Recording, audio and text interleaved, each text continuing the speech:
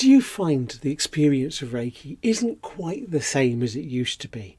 Like a love affair that has gone from the first heady joys of romance to that uncomfortable yet lacklustre conversation of whose turn it is to take the trash out.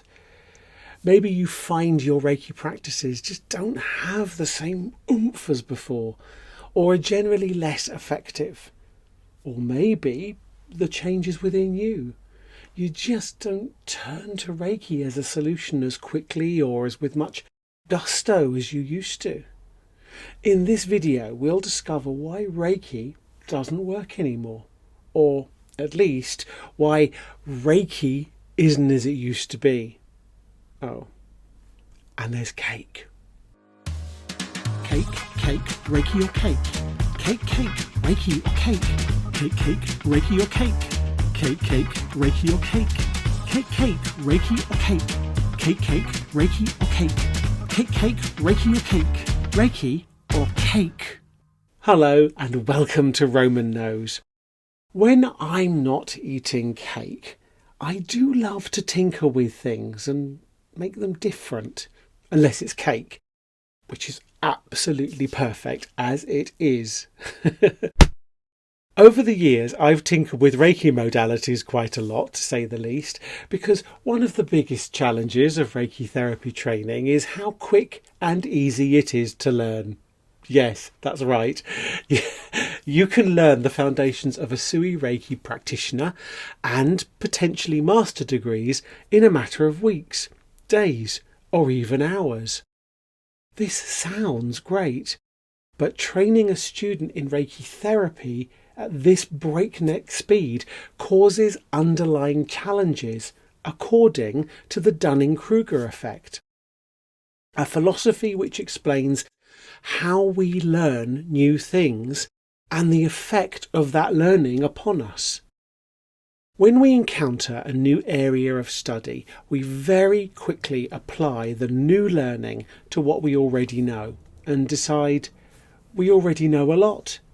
In reality, we know very little about that new subject, but feel confident in how the new information ties in with our existing knowledge. So we just lump all the new stuff in together like it isn't really new at all. This places us on Mount Stupid. Climbing up this mountain we are climbing up this mountain to the top. My Reiki therapy training was, for me, never the end of my training, but just the beginning. It was a foundation from which to build and keep building. But herein lies a problem. If you want to take your Reiki exploration modalities further, you either have to buy into the whole hierarchy thing, bigger than, better than, more than, or essentially teach yourself through teaching others whilst consistently changing things up. For me, a hierarchy in Reiki practices went against the holistic nature of Reiki therapy, as well as being exclusive over inclusivity and singular rather than diverse. Besides, counter to what you might assume, diversity is not something often found in Reiki therapy and in its community. And this hierarchical approach creates Reiki masters who are usually teaching the same thing that was taught word for word back in the 90s. And this is a demonstration of, you guessed it, push yourself a little further to learn beyond your comfort zone and internal biases, and you fall off the peak of Mount Stupid and into the valley of despair. This is where imposter syndrome lives.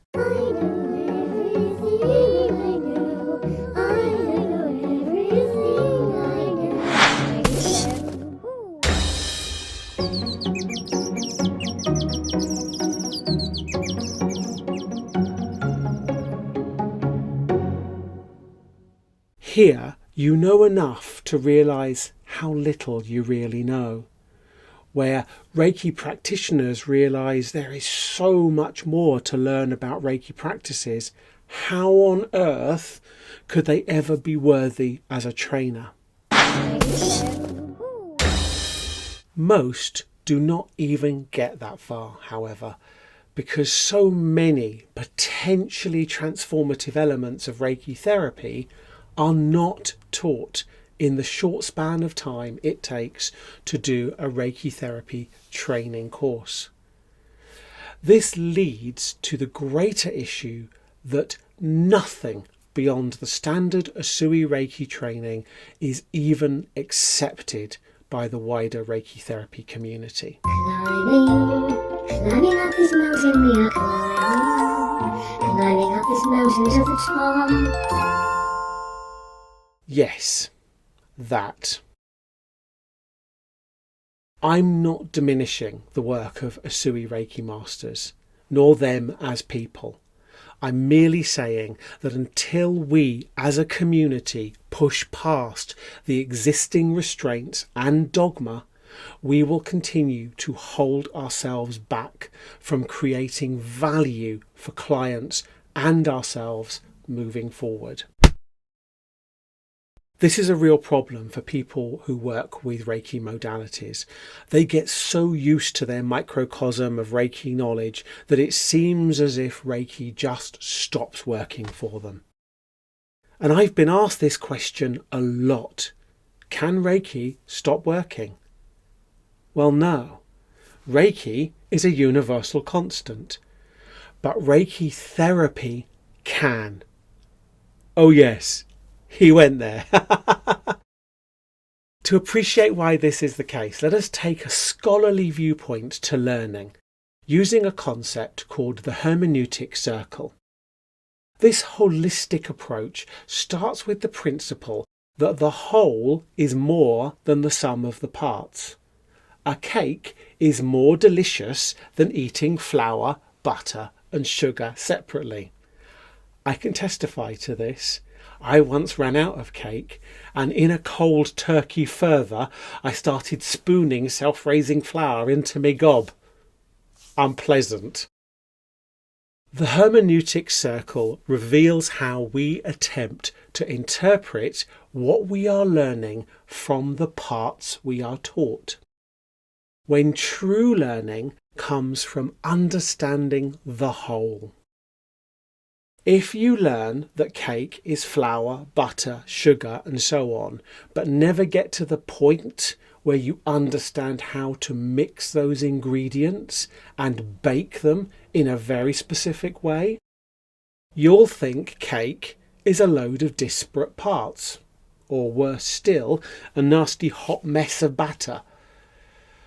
In Reiki therapy terms, we are taught to look at the parts, hand positions, symbols, attunements, and so on.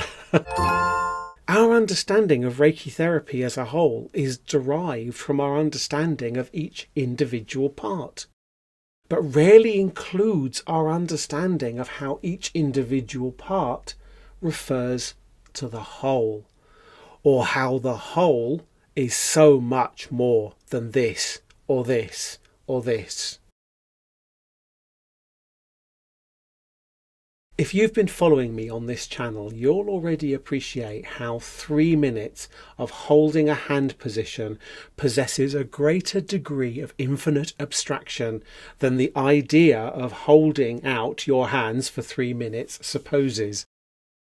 The hermeneutic circle invites us to explore elements of our learning, such as the context and purpose of the creator. So in Usui Reiki therapy, what was Usui's intention? And how was this bound by the context of his life experiences? How did the context change in the 20th century when Usui Reiki was adapted for the Western market?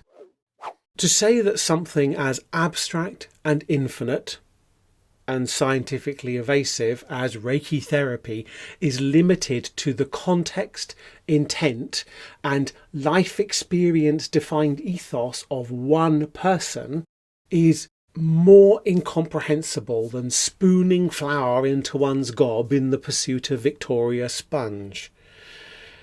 Reiki therapy is more complex, more nuanced, and more applicable in scope and impact than all the life experiences that have ever and will ever sculpt Reiki therapy. So when Reiki therapy practitioners and teachers attempt to limit the experience into its parts, we either have to get hierarchy or dogma. And we certainly don't complete the hermeneutic circle. No, we just sit here screaming our opinions loudly, waiting for this to happen. And when it does, we feel so inadequate, we fall silent, trapped into the limitations of imposter syndrome.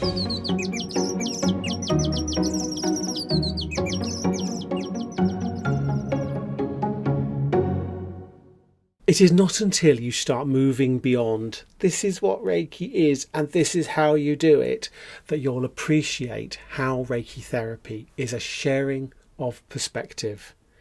And when we are proactively reinventing our perspective of Reiki therapy, we have something really meaningful to share. After all, there are already plenty of flower munchers teaching flower munching wannabes in the world. When you start sharing your truth, your experiences of Reiki beyond what you've been told, and sharing the wisdom that only you can share, you are baking a cake, the likes of which the world has never seen. So if 20th century Reiki modalities seem less and less effective for you, I recommend embarking on a voyage beyond what you know and have been told. Start appreciating your own experiences of Reiki therapy and reinventing your therapy for the context of your life. Because it's not until the cake you're making is in the oven and wafting that yummy aroma into the air that your perspective of Reiki therapy is truly embodying what it can be. Now, and always, eat cake, enjoy your Reiki experiences, and be enchanted.